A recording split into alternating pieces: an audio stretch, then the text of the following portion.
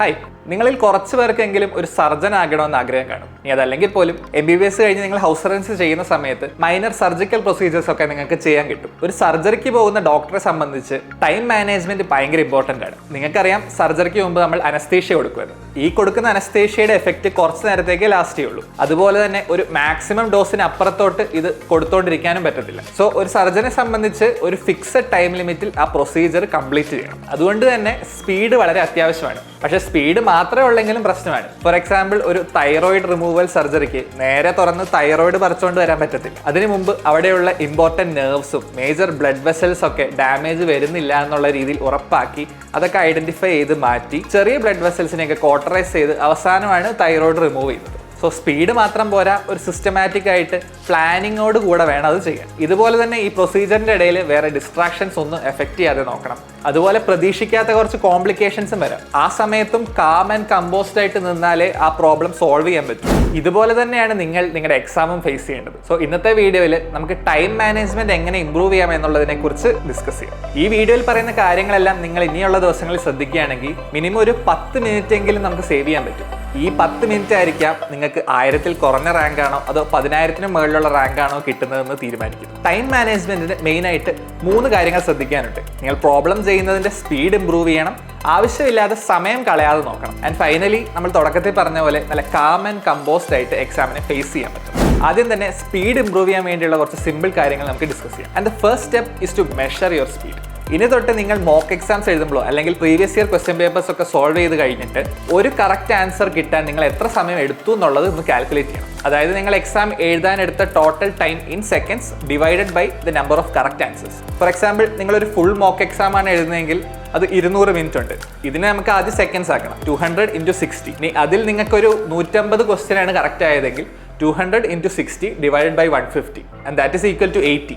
So ഒരു correct answer കിട്ടാൻ നിങ്ങൾ ആവറേജ് ഒരു 80 സെക്കൻഡ്സ് എടുത്തു. ഇങ്ങനെ നിങ്ങളുടെ ആവറേജ് സ്പീഡ് കിട്ടിയതിന് ശേഷം ഈ നമ്പറിനെ പതുക്കെ കുറച്ച് കൊണ്ടുവരാൻ നോക്കണം. ഇതൊരു എക്സ്പെരിമെന്റ് ആയിട്ട് ഇന്ത്യയിലെ ഒരു ടോപ്പ് ഇൻസ്റ്റിറ്റ്യൂട്ടിൽ ചെയ്ത് നോക്കിയതാണ്. അപ്പോൾ അവിടെ ഇതുപോലെ സ്വന്തം സ്പീഡ് ട്രാക്ക് ചെയ്ത സ്റ്റുഡൻസിന് ഒരു സിഗ്നിഫിക്കൻ്റ് ആയിട്ട് ഇംപ്രൂവ്മെന്റ് അവർക്ക് കാണാൻ പറ്റി. സോ ഡെഫിനറ്റ്ലി നിങ്ങളും ഇത് ചെയ്ത് നോക്കണം. പെട്ടെന്നൊരു പ്രോഗ്രസ് ഒന്നും പ്രതീക്ഷിക്കരുത്.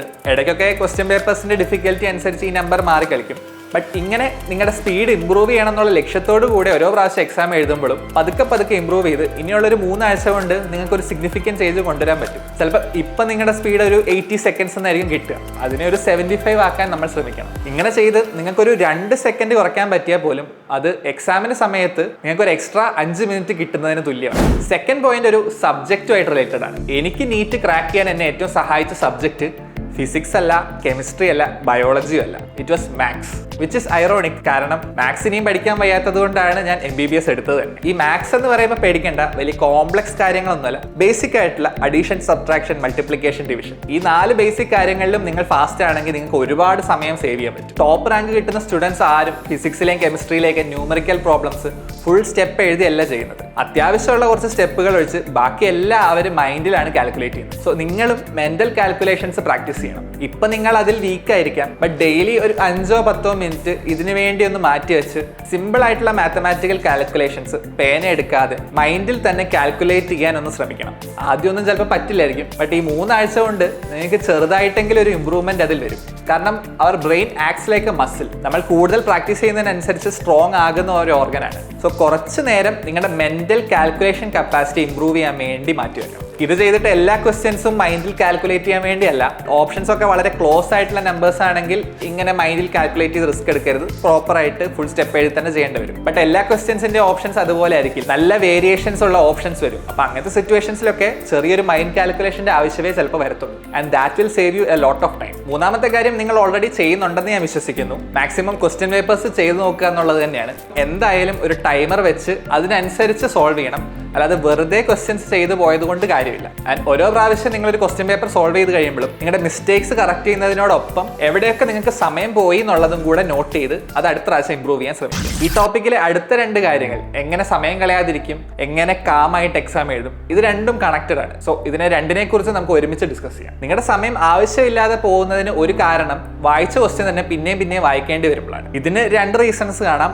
ഒന്നെങ്കിൽ നിങ്ങൾക്ക് ക്വസ്റ്റ്യൻ ശരിക്കും മനസ്സിലാകാത്തതുകൊണ്ടായിരിക്കാം, അല്ലെങ്കിൽ ടെൻഷൻ വളരെ കൂടിയിട്ടായിരിക്കാം. വലിയ പാരഗ്രാഫ് പോലത്തെ ക്വസ്റ്റ്യൻസിലാണ് നമ്മൾക്ക് പലപ്പോഴും ക്വസ്റ്റ്യൻ ശരിക്കും മനസ്സിലാകാതെ കുറച്ച് സമയം പോകുന്നത്. അപ്പോൾ ഇങ്ങനെയുള്ള ക്വസ്റ്റ്യൻസിൽ ഏറ്റവും ലാസ്റ്റ് സെന്റൻസ് ആദ്യം വായിക്കണം. എന്താണ് നമ്മൾ ചെയ്യേണ്ടത് എന്നുള്ളത് കൊടുത്തിരിക്കുന്നത് ആ ലാസ്റ്റ് സെന്റൻസിലായിരിക്കും. സോ അതാദ്യം മനസ്സിലാക്കിയിട്ട് ഫുൾ ക്വസ്റ്റ്യൻ വായിക്കുക. ഇങ്ങനെ ചെയ്യുമ്പോൾ ഈ ക്വസ്റ്റ്യൻസ് ഒക്കെ റിപ്പീറ്റ് ആയിട്ട് വായിക്കേണ്ട ആവശ്യം വരത്തില്ല. ചില സമയത്ത് നമ്മളൊരു ക്വസ്റ്റ്യൻ എത്ര വായിച്ചാലും അത് നമ്മുടെ തലയിലോട്ട് കയറില്ല, കാരണം ടെൻഷൻ തലയ്ക്ക് പിടിച്ചിട്ടുണ്ടാവും. ഇങ്ങനെയുള്ള സിറ്റുവേഷൻസിൽ ഉപയോഗിക്കാൻ വേണ്ടിയാണ് നമ്മുടെ സിമ്പത്തറ്റിക് നെർവസ് സിസ്റ്റം.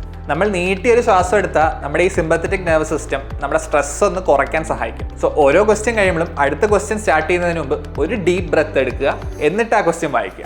നിങ്ങൾക്ക് ഒരുപാട് സമയം പോകാനുള്ള വേറൊരു കാരണം നിങ്ങൾ സ്റ്റക്കായി പോയാലാണ്. ഫോർ എക്സാമ്പിൾ, നിങ്ങൾക്ക് ക്വസ്റ്റ്യൻ പേപ്പർ കിട്ടി, ആദ്യത്തെ ക്വസ്റ്റ്യൻ വായിച്ചു, അതിൻ്റെ ഉത്തരം അറിയില്ല, സോ അത് ലീവ് ചെയ്തു. രണ്ടാമത്തെ ക്വസ്റ്റ്യൻ വായിച്ചു, അതും അറിയത്തില്ല. മൂന്നാമത്തെ ക്വസ്റ്റ്യൻ അറിയാം, പക്ഷേ 100% കോൺഫിഡൻ്റ് അല്ല, കുറച്ച് സമയം എടുത്താൽ അത് സോൾവ് ചെയ്യാൻ പറ്റും. ഇങ്ങനൊരു സിറ്റുവേഷനിൽ നമുക്ക് മൂന്നാമത്തെ ആ ക്വസ്റ്റ്യൻ സമയം എടുത്തിട്ടാണെങ്കിലും ഒന്ന് സോൾവ് ചെയ്യാൻ തോന്നും, കാരണം ആദ്യത്തെ രണ്ടെണ്ണം നമുക്ക് കിട്ടിയില്ലല്ലോ. പക്ഷേ ഇങ്ങനെ ആ ക്വസ്റ്റ്യൻ സോൾവ് ചെയ്യുന്ന സമയത്ത് നമുക്കറിയാം ഇനി ഒരു 177 ക്വസ്റ്റ്യൻസും കൂടെ അറ്റംപ്റ്റ് ചെയ്യാൻ ബാക്കിയുണ്ട്. അപ്പോൾ ആ ഒരു സ്ട്രെസ് തലയിലുള്ളപ്പം ഇങ്ങനത്തെ കോംപ്ലിക്കേറ്റഡ് ആയിട്ടുള്ള ക്വസ്റ്റ്യൻസ് ചെയ്യാൻ കൂടുതൽ ടൈം എടുക്കും. അതുകൊണ്ട് തന്നെ ആദ്യത്തെ റൗണ്ടിൽ നിങ്ങൾ 100% കോൺഫിഡൻ്റ് ആയിട്ടുള്ള ക്വസ്റ്റ്യൻസ് ഒക്കെ ആൻസർ ചെയ്ത് പോവാം. നിങ്ങൾക്ക് അറിയാവുന്ന ഒരു ക്വസ്റ്റ്യൻ അറ്റംപ്റ്റ് ചെയ്യാൻ സമയം കിട്ടാതെ പോയാൽ that will be the biggest mistake you can make. എൻ്റെ എക്സാമിനും എനിക്ക് ക്ലിയർ അല്ലാത്ത കുറേ ക്വസ്റ്റ്യൻസ് ഉണ്ടായിരുന്നു. പക്ഷെ അതൊന്നും മൈൻഡ് ചെയ്യാതെ എനിക്ക് ഉറപ്പുള്ള ക്വസ്റ്റ്യൻസ് മാത്രം അറ്റംപ്റ്റ് ചെയ്ത് ആദ്യം ഒരു റൗണ്ട് ഞാൻ പെട്ടെന്ന് കംപ്ലീറ്റ് ചെയ്തു. എന്നിട്ട് സെക്കൻഡ് റൗണ്ടിലാണ് കുറച്ചുകൂടി ഡിഫിക്കൽട്ട് ആയിട്ട് കുറച്ചുകൂടി സമയം എടുക്കുന്ന ക്വസ്റ്റ്യൻസ് ഒക്കെ അറ്റംപ്റ്റ് ചെയ്തത്. ഇങ്ങനെ ആദ്യത്തെ റൗണ്ട് പെട്ടെന്ന് ഒരു 50%ഓളം ക്വസ്റ്റ്യൻസ് കംപ്ലീറ്റ് ചെയ്തതുകൊണ്ട് സെക്കൻഡ് റൗണ്ടിൽ എനിക്ക് കുറച്ചുകൂടെ സമയം എടുത്ത് കുറച്ചുകൂടെ റിലീഫോട് കൂടെ ഈ ഡിഫിക്കൽട്ട് ക്വസ്റ്റ്യൻസ് ഒക്കെ അറ്റംപ്റ്റ് ചെയ്യാൻ പറ്റി. ഈ സെക്കൻഡ് റൗണ്ടിൽ എനിക്ക് ആൻസർ ചെയ്യാൻ പറ്റാത്ത കുറേ ക്വസ്റ്റ്യൻസ് ഉണ്ടായിരുന്നു. അതെല്ലാം ഞാൻ വീണ്ടും ഒരു തേർഡ് റൗണ്ടിൽ വന്ന് അറ്റംപ്റ്റ് ചെയ്യാൻ ശ്രമിച്ചു.